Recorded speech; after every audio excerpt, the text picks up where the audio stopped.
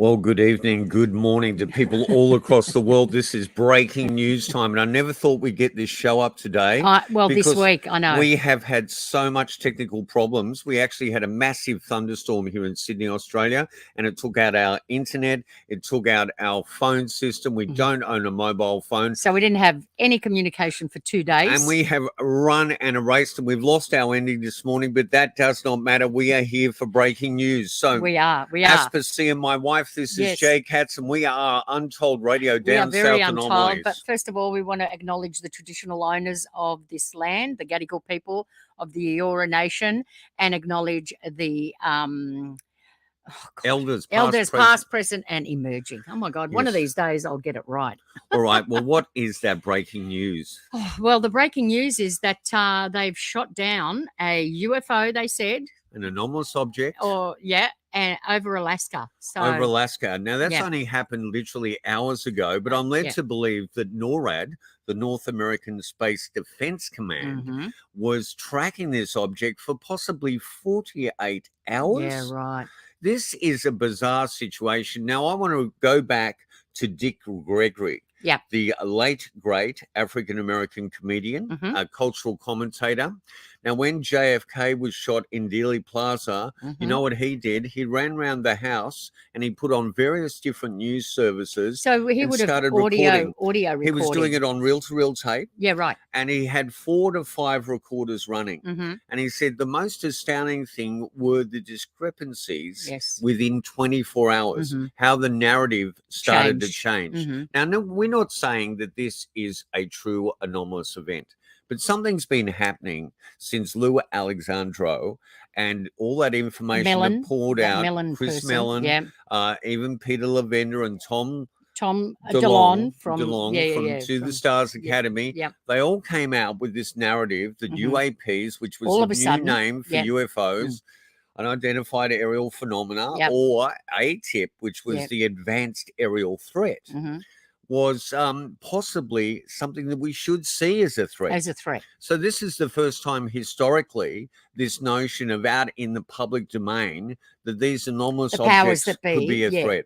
So up until, a few years ago, it was they're just seeing things or they're misidentifying. They're not a threat for national security. It was never, if people were seeing things and people were misidentifying, aerial phenomena, natural aerial phenomena, then of course it's not a threat. It's just people misidentifying. But now all of a sudden, everything is being, it's all a threat. So if these, they're saying that they are.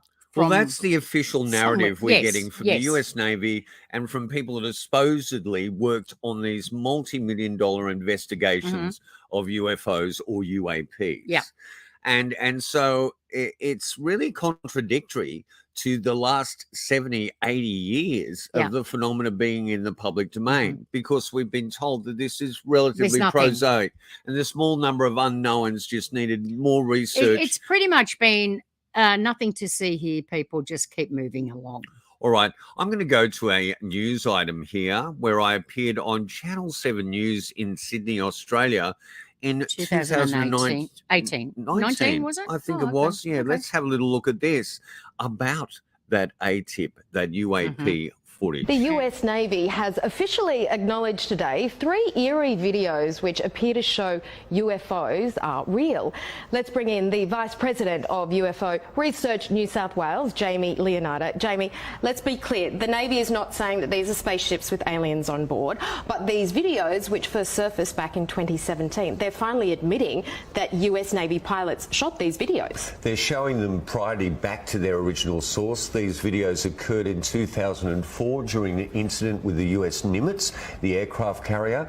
They were actually captured by F-18 Super Hornet pilots, probably the greatest trained observers in the world. And UFO Research New South Wales and the Navy categorically states these may have nothing to do with aliens, but they are truly anomalous phenomena doing aerobatic skills that we have no idea how they could be possible. Does it raise questions as to why they didn't want them released? I think it's always raised questions. I think there's been an awareness on behalf of the public. This is a worldwide phenomenon. It touches people across all cultural and socio-economic boundaries, and it is always omnipresent. And I think it's about time. So despite this acknowledgement today by the US Navy, are we any closer to knowing what these things are in the videos? I think we're closer to gaining some credibility where science could come on board. At UFO Research New South Wales, we actually cherish first-hand witness reports and we hold them alongside of science. And of course, there are many misidentifications, but I think we need to actually combat the ridicule around this topic and begin to realise that if we looked at it scientifically, we could be in the midst of something extraordinarily profound. Well, I guess as someone once said, the truth is out there. Thank you so much for your time. A pleasure. The truth may be out there, but gee, it's difficult to actually understand, really, isn't it? It is. So as you can see, back then, the whole culture and nature of it was changing because finally there was confirmation that there are possible anomalous objects that we can't explain. We cannot put down to other sources that we consider a threat to be our enemies or even allies. You know, this technology is doing things that's way beyond our notion of what could be possible. Even if our science was 100 years ahead, this stuff is threatening the basic equation that is physics. So constants are being thrown out when something can move in a pattern that if there was a pilot inside, that pilot would be destroyed by the G-forces. Now, what they're saying about this object is that they're able to determine that there was no one inside it. It was about the Nimitz, this thing that's crashed, this recent object that they shot down, actually, not crashed. Yeah, well, I assume that the Tic Tacs they were actually alluding to being drones. Why didn't they shoot them down? Well, I mean, this is coming off the back of shooting down, oddly enough, and the coincidence there rings true with Roswell, is shooting down what was a weather balloon. Yes. A weather balloon is a threat. What is a weather balloon carrying? Nothing. Well, this weather balloon was up about 60,000 feet.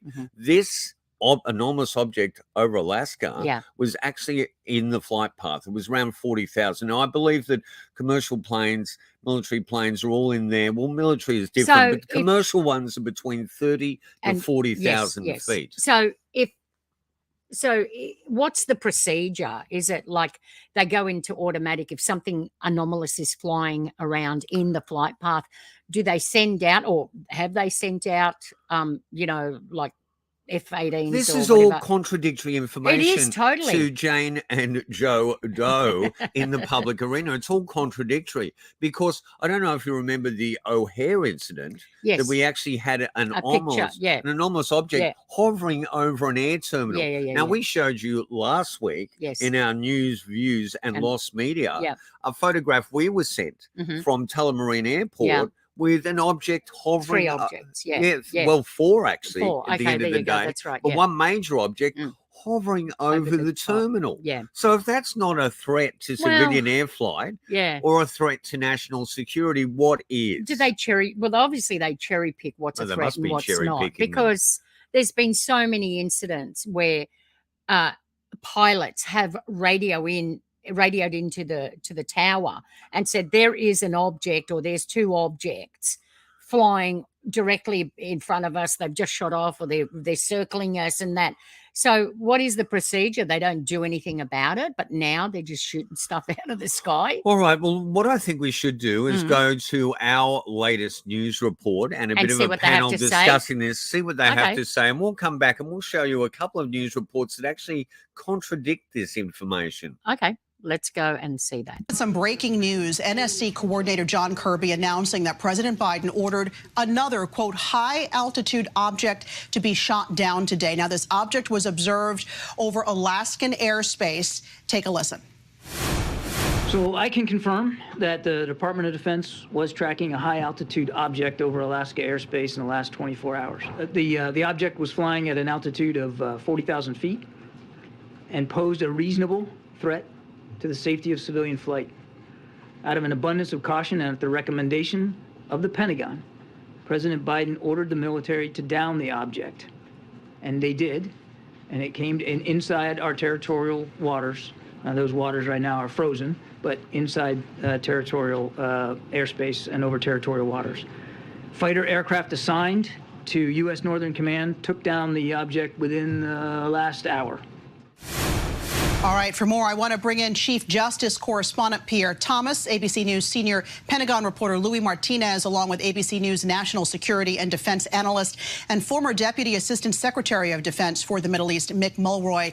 Louis, I'm going to start with you. What is the latest you're learning from the Pentagon? Alexis, this is a balloon. Well, excuse me, we should not call it a balloon. This is an object, a high-altitude object. That is the terminology that is being used by the White House to describe this. It was at 40,000 feet. It was detected late Thursday night. The United States had it tracked. The United States sent fighter aircraft to get eyes on it. Because it was nighttime, they had to send additional aircraft during the daylight. What they found was that it was unmanned. And at that point, President Biden took his military advisor's recommendation to shoot it down because it posed a reasonable threat. The threat that John Kirby, you just heard him talk about there, was the threat to civilian aviation. We know that that Chinese reconnaissance balloon that was shot down last Saturday was flying at an altitude of 60,000 feet. That is significantly higher than the air lanes for civilian aircraft. However, this object, this high-altitude object, was at an altitude of 40,000 feet, so it could pose some kind of a threat. We need to couch this. This was an object the size of a car. That is the total size of this object, according to John Kirby. He made the comparison. You had previously that Chinese surveillance balloon from last week. That was 20 stories tall and was carrying a payload of 3 buses, the length of 3 buses. So significantly different. But in this case, you heard Mr. Kirby talking about the importance of security for President Biden, and that is why President Biden decided to take action in this case. Of course, you heard from the questions. There are a lot of questions about why did you shoot this one and not the previous one? Lots of questions still unanswered. We continue to learn more. And Pierre, I understand that you have some new reporting from the FBI on that spy balloon. We can call that a balloon, that spy balloon from last week. What can you tell us? Well, there's a pretty massive effort that the FBI is putting in place for when all the parts are recovered from the balloon that was shot down just off the coast of South Carolina. And what I'm being told is that they have every kind of expert that you can put in place to gather the parts and literally reconstruct of the balloon as best they can, and all the electronics. They want to know how did it steer, how was it communicating back to China, how was it gathering information, what kind of cameras did it use. They want to know everything about it. It's very similar to when they reconstructed Flight TWA 800, which crashed off the coast of the U.S. in the Atlantic in the 90s. And they, again, this is critical, my sources are saying, because the key is they want to know exactly what were the Chinese trying to get, how were they able to get it, and how much of it were they able to get. And Mick, I understand U.S. military and Chinese military are not having direct communication here. Secretary Austin's call is not being answered by the Chinese. How can diplomacy here work when they're not even picking up the phone? So that's a good question, Alexis, and this is a time where militaries really need to be communicating with one another. Diplomacy can have its bumps in the road, but militaries need to be able to communicate so there is no miscommunication that could cause a larger conflict, or a conflict in this case, to happen. And I think it's very important that Secretary Austin's call is answered this time by the Chinese Minister of Defense. Louis, why did Kirby come out so quickly and talk about this new high-altitude object? Because they did not get out ahead of the Chinese spy balloon from last week. Noticeable differences, Alexis, noticeable differences. This shoot-down occurred about an hour and a half ago, and you saw that John Kirby's briefing kept getting delayed and delayed, and when you cover Washington long enough, you know that that means something is up. And in this case, it sounds like they were waiting for word that this had actually happened. And Kirby coming out and saying initially that there is no blame here. They're not ascribing this to China. They're saying they don't know what it is. They know that it has crashed on top of some frozen frozen water, because this is up near the Arctic Circle in Prudhoe Bay in the very northeast tip of Alaska, close to the border with Canada. But they're not ascribing any attribution to this. They say we want to figure out what it is first, but they did say that it was a threat. That's very different from what we've heard over the last couple of days now about that spy balloon as it transited over Alaska, when NORAD's commander said that it was not deemed to be an imminent hostile threat. In this case, they determined that because it was at 40,000 feet close to civil aviation lanes, it did pose a reasonable threat. But you're exactly right. The White House is getting ahead of this very, very quickly. And Mick, we still don't know what kind of object this is. We know it was the size of a car. We know that it was flying considerably lower than the balloon at 40,000 feet versus the 60,000 feet of the balloon. But do you think perhaps we shot this down prematurely? Because I know that President Biden was criticized last week for taking too long to shoot down the balloon. So I think it's really important that we find out exactly what this is so we don't jump to any conclusions. But I would also point out that it might have been our studying of the balloon that did travel across the United States that gave us the ability to find this signature, to be able to detect it in Alaska, and quite frankly interdict it there, which is where we should be interdicting these objects. And I think that's a positive. There's a lot of negative in this, and I do think we need to make sure that we know exactly what this is before jumping to any conclusions. But it is troubling if this should be another Chinese spy balloon. Hi, everyone. George Stephanopoulos here. Thanks for checking out the ABC News YouTube channel. If you'd like to get more videos, show highlights, and watch live event coverage, click on the right over here. Okay, well, we didn't need George Stephanopoulos there. But isn't it amazing, them saying, well, we don't know if it is a threat. Well, you shot the thing down. Yeah. Now, what threat did the weather balloon pose? It's another 20,000 feet higher. Is it a weather balloon? No, the one 8 days beforehand, 7 days beforehand. No, that was a spy. That was a spy balloon, they said. That's Chinese spy. But what threat did that pose? It didn't pose a threat to any commercial aviation whatsoever. And they shot it down, and it is fairly prosaic. I mean, once you're looking at that visually in the sky, that is distinctly a weather balloon. Yeah, you can see it's a weather balloon. No, identify that for anything else. But this sounds a little bit like the Tic Tac UFOs. And how are they able to detect there was not a living being inside? Have they got heat detection there? Is that all part of their FLIR systems? That because they tracked the previous one. They were able to get like the signature of how it's a totally different object. Well, I don't know. A totally different flight. Do you think they're just preparing us so they can start shooting shit out of the sky? I think this story is basically going to become fairly prosaic fairly quickly. Yeah. But none of us here at Ground Zero will be aware really of what they're catching. No, of course not. One of the anomalies here now is I need to know how long these drones can stay in the air, because we're getting contradictory reports drone, here. If it's the size of a car. Yeah, and it's up there for how long? 24, maybe 48 they've been hours? tracking it for 24 hours. At least. I have heard reports they were tracking it for 48. Yeah, right, okay. All right. So, there's a contradiction here with the notion of what is a threat to civil aviation, what is a threat to national security. And I'm going to tell you now that these threats have been occurring consistently since aviation.